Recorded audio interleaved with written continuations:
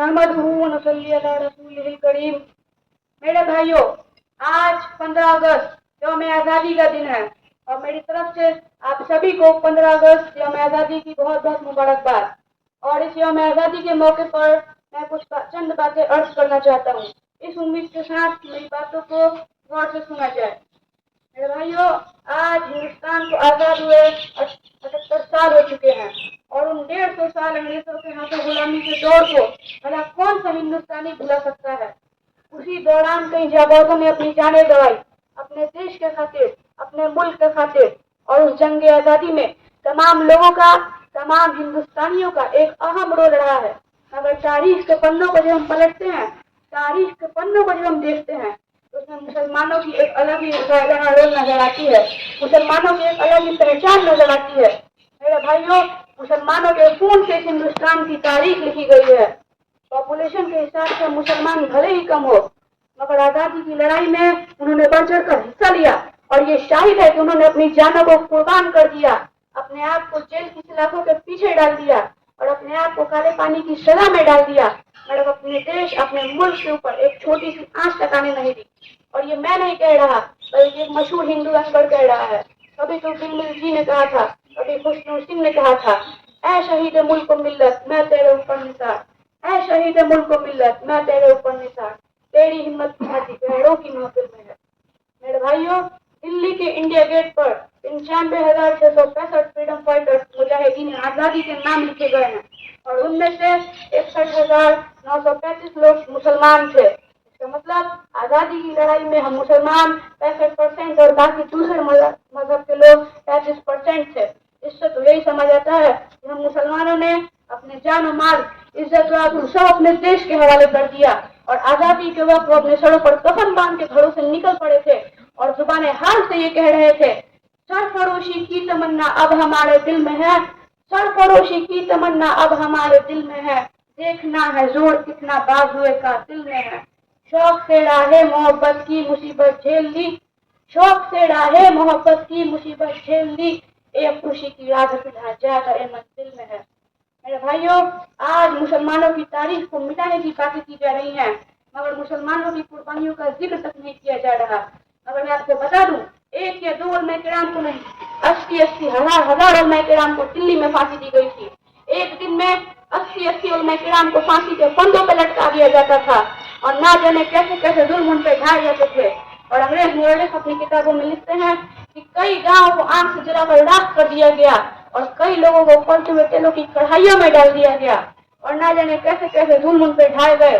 इतने जुल्म हमारे लोगों ने, हमारे अकाबिरों ने इस देश के लिए सहे, फिर भी आज इस देश के लोग कहते हैं कि मुसलमानों ने इस देश के लिए क्या किया है। तो उन लोगों से मैं कह देना चाहता हूँ कि जब तुम अंग्रेजों के पैर दबाकर सो जाया करते थे और जब तुम्हारे जहनो दिमाग में आजादी का ख्याल तक नहीं था, उस वक्त अंग्रेजों के खिलाफ पहला जिहाद का फतवा देने वाले हजरत अल्लामा फजल हक हैदराबादी कोई और नहीं बल्कि मुसलमान थे और इनकलाब जिंदाबाद का नारा लगाने वाले हजरत मोहानी जी कोई और नहीं बल्कि मुसलमान थे। और ये तिरंगा जो 15 अगस्त 26 जनवरी को लहराया जाता है, उस तिरंगे का रंग रूप देने वाले सैयद सुरैया जी कोई और नहीं बल्कि मुसलमान थे और अंग्रेजों के खिलाफ तोप इस्तेमाल करने वाला हिंदुस्तानी कोई और नहीं बल्कि मुसलमान था। और दिल्ली की सड़कों पर जब 72 पठानों को गोली से छल्ली कर दिया गया, मामला जब कोर्ट में गया तो अंग्रेज अफसर ने कहा मुसलमान भाग रहे थे तो हमने उन पर गोली चलाई। उस वक्त डॉक्टर वजीर खान खड़े हुए, उन्होंने कहा जिन लोगों को तुमने कत्ल किया अगर उनके पीठ पर एक भी गोली का निशान दिखा दिया तो हम मुसलमान आजादी के आंदोलन से बाहर आ जाएंगे। मेरे भाइयों, 2 दिनों तक पोस्टमार्टम चलता रहा लेकिन मुसलमानों के सब सीनों पर गोली लगी थी, एक भी गोली पीठ पर नहीं लगी थी और उन लोगों की कुर्बानियों को मिटाने की बात की जा रही है। किसी शायर ने बेवकूफ कहा है कि जिसने आवाज उठाई वो शख्स मुसलमान था, जिसने आवाज उठाई वो शख्स मुसलमान था और जिसने आजादी दिलाई वो शख्स मुसलमान था। लोग कहते हैं कि मुसलमान गद्दार है, आजादी दिलाने वाला टीपू सुल्तान था। मेरे भाइयों, आज ये लोग मुसलमानों की तारीख को मिटाने की बातें कर रहे हैं। मेरे भाइयों, सफ़े दहर से बातिल को मिटाया हमने, सफ़े दहर से बातिल को मिटाया हमने और लोगों को गुलामी से छुड़ाया हमने। 10 तो 10 दरिया भी न छोड़े हमने, 10 तो 10 दरिया भी न छोड़े हमने, भरे जुल्मात में दौड़ा दिए घोड़े हमने। फिर भी आज ये देश के लोग कहते हैं कि मुसलमानों ने इस देश के लिए क्या किया। तो उन लोगों से मैं कह देना चाहता हूँ कि मुसलमानों मुसलमानों ने इस देश के लिए इतनी कुर्बानियां दी हैं कि आप उन्हें भुला नहीं सकते। और उन लोगों के लिए मैं एक शेर अर्ज करना चाहूंगा कि जब पड़ा वक्त तो खून हमने दिया, जब पड़ा वक्त तो खून हमने दिया, और जब बाहर आई तो कहते हो कि एहसान नहीं है। मेरे भाइयों, जब हिंदुस्तान पर अंग्रेज पूरी तरह कब्जा कर लिए, उस वक्त मुसलमानों ने एक कमेटी बनाकर अंग्रेजों के खिलाफ पहला जिहाद का फतवा दिया, और वो फतवा जैसे ही दिया वो पूरे हिंदुस्तान में सनसनाती हुई आग की तरफ फैल गया। और वो फतवा जब अंग्रेजों तक पहुंचा तो अंग्रेजों ने कई उलमा किराम को कत्ल कर दिया, कई उलमा किराम को फांसी के फंदों पर चढ़ा दिया, और कई उलमा किराम को काले पानी की सजा में डाल दिया।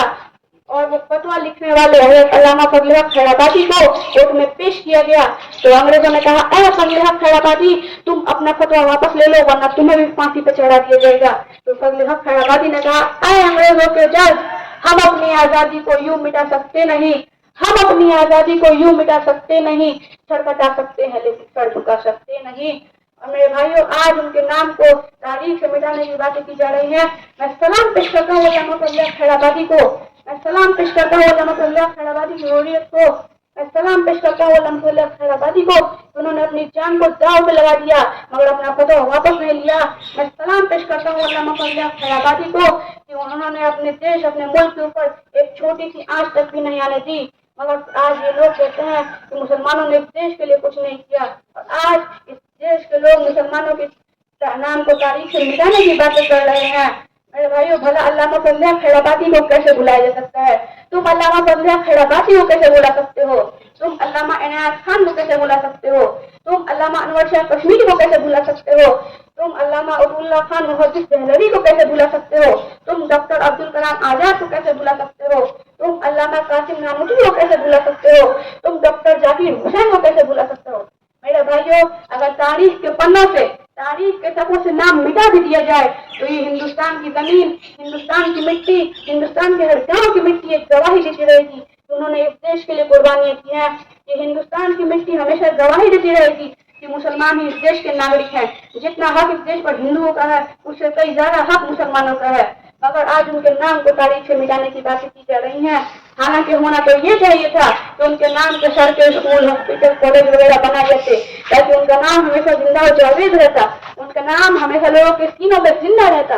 मगर तुम उनके नाम के सड़कें वगैरह बनवाने के बजाय उनके नाम को तारीख से मिटा देना चाहते हो। तो उन लोगों से मैं कहना चाहूंगा कि जितना हक तुम लोगों का इस देश पर है उससे कई ज्यादा हक हमारा है। अगर तुमने इस देश के लिए खून बहाया है तो हमने भी इस देश के लिए खून बहाया है। अगर तुम फांसी के फंदों पे चढ़े हो तो हम भी फांसी के फंदों पे चढ़े हैं। अगर तुमने सीनों पर गोलियां खाई हैं तो हमने भी सीनों पर गोलियां खाई हैं। और इसीलिए मैं ये बात कहना चाहूंगा कि जितना हक इस देश पर हिंदुओं का है उससे कई ज्यादा हक हम मुसलमानों का है। और बस इस आखिरी शेर के साथ मैं अपनी बातों को खत्म करना चाहूंगा कि सभी का खून है शामिल इस हिंदुस्तान की मिट्टी में, कि सभी का खून है शामिल इस हिंदुस्तान की मिट्टी में, किसी के बाप का हिंदुस्तान थोड़ी है। जय हिंद, जय भारत।